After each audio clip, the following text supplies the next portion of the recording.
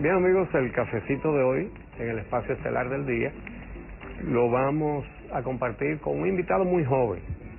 Tenemos que creer en la juventud y ojalá los políticos comiencen también a pensar eso para que los partidos sean organizaciones más dinámicas y donde la juventud vaya reemplazando a los viejos para que dejemos de tener candidatos eternos. Y que se dejen del cuento de que la juventud es un estado del alma. Sí, ¿qué pasó? Entonces, tenemos el gusto de recibir en nuestro espacio estelar a José Carlos Nazario. Lo presenté como politólogo, ya me hizo la corrección fuera del aire, asesor político. Realmente estudió Derecho, pero él es asesor político y experto en estrategias de la comunicación. Sí. Así que bienvenido. Muy buenos días, José Carlos. Vamos a ver lo nuevo de la situación política actual, en la cual se están generando muchas situaciones que pudieran cambiar el panorama.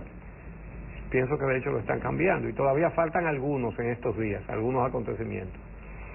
Pero por primera vez se ve una crisis profunda dentro del Partido de la Liberación Dominicana, que se había caracterizado por su disciplina.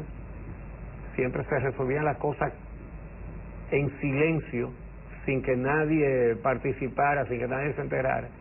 Y de repente vemos tendencias, vemos disputas, y Leonel Fernández con sus legisladores le cierra la puerta a la reelección de Danilo Medina, y quisiéramos que tú nos analices las consecuencias que eso tendrá dentro del Partido de la Liberación Dominicana. Bien, a mí me gustaría, y muchas gracias por tu invitación, Uchi, me gustaría enfocar más que nada no en una crisis del Partido de la Liberación Dominicana, sino en una crisis del viejo modelo de hacer política en República Dominicana, que hemos venido viendo cómo la ciudadanía misma ha ido descartando. Se ve en las encuestas con las tasas de rechazo, se ve en la crisis de liderazgo que estuvo transitando Leonel Fernández, hasta que finalmente el domingo el comité político del PLD decidió recomendar la reforma constitucional. Lo que vemos es un desgaste de un modelo de hacer política que la sociedad ha ido dejando de lado porque ha visto cosas nuevas, distintas. En República Dominicana lo que ha pasado en este proceso es que se ha roto el consenso leonelista. Y el consenso leonelista no es más que una continuación del consenso balaguerista, que se basaba en el uso patrimonial de los recursos estatales para servicio de un liderazgo político o de un proyecto político. Pero para obtener la reelección tienen que hacer eso mismo. No necesariamente. La gravitación de las fuerzas en República Dominicana hoy no es la misma que anteriormente. La sociedad dominicana de hoy no es la misma que anteriormente. Y bueno, tú dices, Leonel Fernández le cierra el paso a la reelección en el Congreso, los legisladores de Leonel Fernández. Es una afirmación que no asume que la lógica de la racionalidad política de estos legisladores es tan genuina como la de Leonel Fernández, y ellos van a pensar tanto en sí mismos como en su lealtad a Leonel Fernández, que de por sí ya está en un franco desgaste de su liderazgo, como demuestran todas las encuestas. ¿Dónde nace esto? Me parece a mí que es en 2012, con las protestas y manifestaciones de justicia fiscal, que hacen que el ciudadano dominicano deje de ver la corrupción política como un asunto de moral y empiece a relacionarla con su bolsillo. Cuando el dominicano empieza a ver que los recursos que ellos pagan al Estado están siendo utilizados para motorizar un proyecto político y que ya lleva 2 periodos motorizándose, empiezan a relacionar eso con la figura de Leonel Fernández primero, luego aparecen todos estos actores alrededor de ese sistema patrimonial que hemos visto cómo han sido incluso sometidos a la justicia y demás, y empiezan a ver, y entonces en las encuestas se empieza a notar como la tendencia a considerar la corrupción, que no pasaba de un 9, de un 11% en los mayores casos, empieza a tener un repunte. Pero no es porque los dominicanos nos volvimos moralistas, es porque los dominicanos empezamos a ver cómo se relacionaba eso con la parte que más nos duele, que es el bolsillo.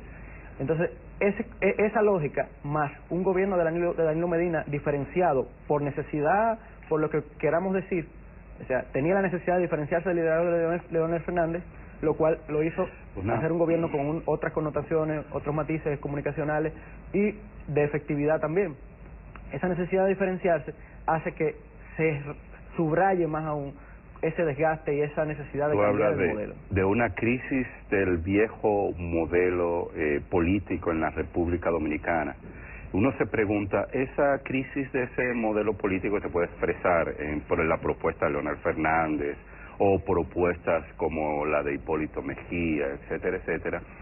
¿Tiene como contrapartida la emergencia de algún proyecto político liberal que se esté presentando como propuesta y hacia el que los ciudadanos se sientan más cercanos? Bueno, yo creo que desde hace tiempo hay un proyecto político liberal que es más social que político todavía y que ha venido manifestándose en distintas coyunturas. Yo creo que el gran momento político de ese proyecto es el 4%. Es un proyecto que es híbrido, que no tiene nada que ver con una estructura partidaria alternativa, que es más bien una gravitación de ciudadanos y de visiones que se comparten en diferentes sectores, y este programa es una muestra de ello, de hecho, que van condicionando la dinámica política. Y bueno, cuando te digo las protestas del 2012 van relacionando el asunto, pero antes el 4% había demostrado que desde la movilización social se podía condicionar a los gobiernos y a los políticos. Y así se va generando una cultura ciudadana, pero sobre todo lo que sucede es que el gobierno de Danilo Medina, y la necesidad de diferenciarse de Leonel y de lo que ha sido los gobiernos de Leonel y de su estilo, ha tenido que empezar a conversar con los diferentes sectores y ha empezado a conversar de temas. Desde el 2007 hasta hoy hubo un silencio basado básicamente en la máxima de que no conceptualizan, como decía Leonel Fernández, los políticos de su entorno. Y esa necesidad de conceptualizar que se le vio a Danilo Medina, le vino a Danilo Medina, y de diferenciarse, es lo que abre un diálogo entre la sociedad y Danilo. Los sectores, con la sentencia de los desnacionalizados, con diferentes acciones y políticas públicas, fueron llevando al gobierno a acercarse más a la sociedad que a esos sectores que en el comité político del partido les eran, digamos, parecían filo-leonelistas. Y el consenso del leonelismo no era más que basado en prebendas, en rentismo, y ese consenso, cuando la sociedad mira que hay un gobierno que está dispuesto a escucharle en algunos reclamos, no a cumplir todos sus reclamos, porque no podemos decir que esté el gobierno progresista de Podemos, como muchos esperan que debería ser, no podemos decir que es el gobierno de las conquistas sociales más profundas, pero es un gobierno que ha decidido instalar un diálogo sociedad-gobierno, y eso ha permitido que se rompa lo que en un momento fue una homogenización de la sociedad dominicana en cuanto a la opinión pública, en cuanto a los poderes fácticos. Esa homogenización, yo pienso que ayer tuvo un punto de quiebre mayor cuando salen del gobierno los Castillo, que se habían convertido en figuras de oposición interna en el gobierno y más bien de retranca y de chantaje a las políticas públicas gubernamentales, porque eran parte del viejo consenso leonelista y la parte principal, la que estaba pensando la política del leonelismo. El leonelismo se compone de diferentes actores, todos matizados porque alrededor del líder y de esa capacidad de atracción que tiene el líder sobre sectores conservadores y algo un poquito más liberales, en base a su figura y a los favores personales que su figura podía llevar a cabo, se produce esa dinámica. Ahora, cuando la sociedad empieza a ver que con el gobierno se puede hablar, empieza a decir, pero ¿por qué yo estoy aquí? Yo tengo que sacarle los pies a este grupo que me ha tenido 16 años atendiendo a sus acciones sin haberme aportado absolutamente nada a mis condiciones de vida, a mi salud, a mi educación. Entonces, es lo que el danilismo lee y empieza a caerle atrás a esos sectores. ¿Y tú le atribuyes algún efecto, alguna importancia, alguna consecuencia al hecho de que los Castillo hayan sacado la Fuerza Nacional Progresista y sus zapatos del gobierno? Bueno, yo creo que tiene una importancia analítica y sobre todo para entender esa ruptura de ese consenso leonelista que es antes balaguerista y antes trujillista, es que los Castillo significaban en ese gobierno, además de una gran draga de patrimonio, significaban una piedra ideológica en el zapato ¿Qué tú para quieres decir desarrollar con una draga de patrimonio? Sí, bueno, en los castillos se han caracterizado durante mucho tiempo, desde tiempos del Trujillato, en negociar tajadas del pastel político, sea en funciones, sea en presupuesto, sea en capacidad de influencia, sea en acceso a manipulación de la justicia, y usted conoce más que yo todo eso.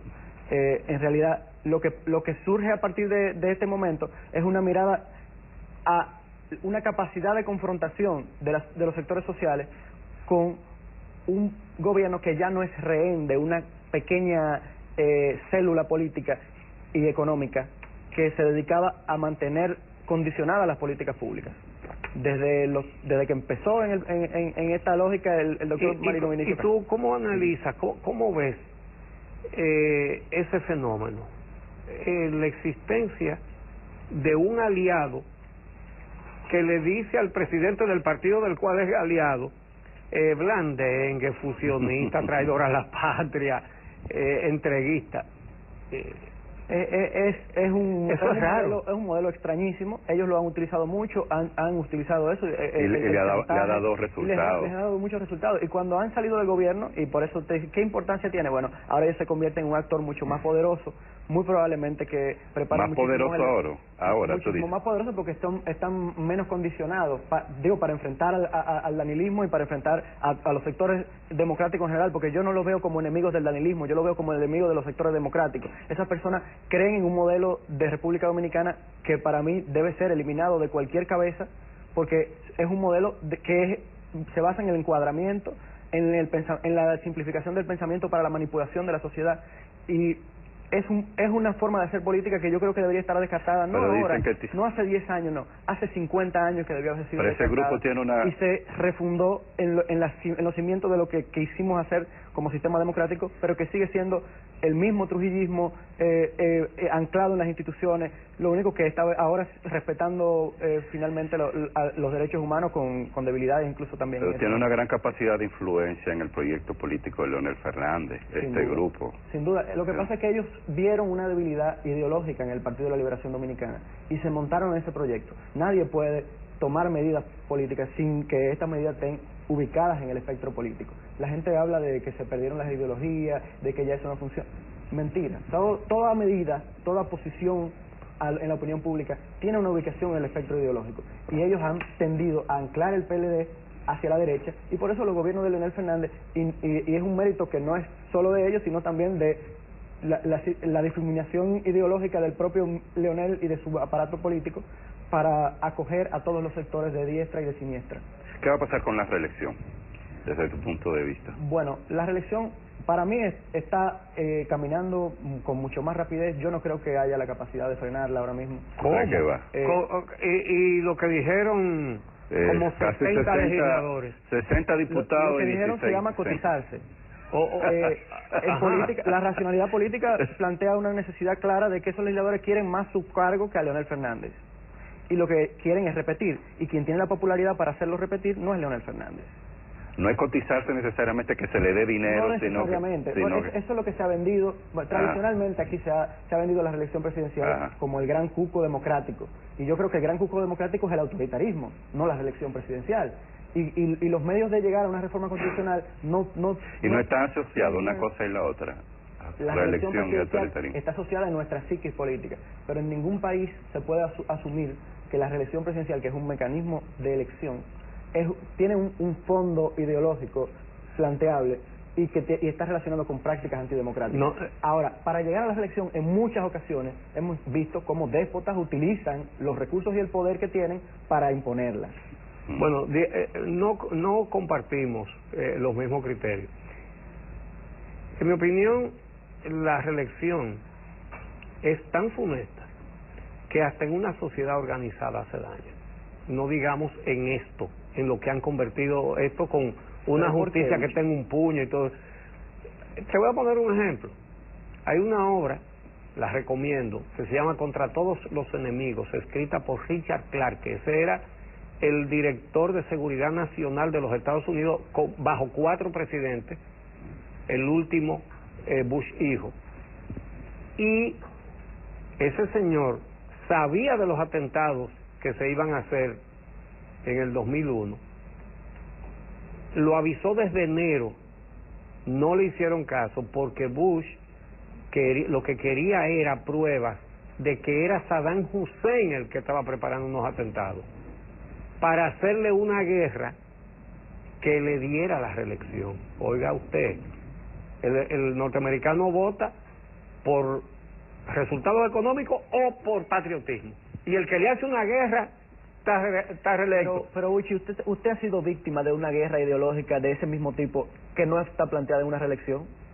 Usted es parte de un entramado ideológico, político y de opinión que lo señala a usted como traidor porque necesitan que Leonel Fernández tenga un discurso. Eso no tiene nada que ver con la reelección. No porque necesitan que él tenga un discurso, sino porque necesitan acallar las voces críticas. Que él recupere su base política. Que él recupere su base política. Basada en el conservadurismo. Necesitan combatir esa crisis del viejo modelo. Y para eso utilizan el patriotismo. Y eso no se da nada más en la reelección, José eso se da en todos los ámbitos de la política. ¿Cómo ve el papel de la oposición política en todo este contexto, sobre todo teniendo en cuenta que el próximo año tenemos elecciones en el país? Bueno, particularmente yo podría expresar que la oposición política en República Dominicana, la orgánica, es el leonelismo. Así. Sí, o sea, por evidencia podríamos decir eso.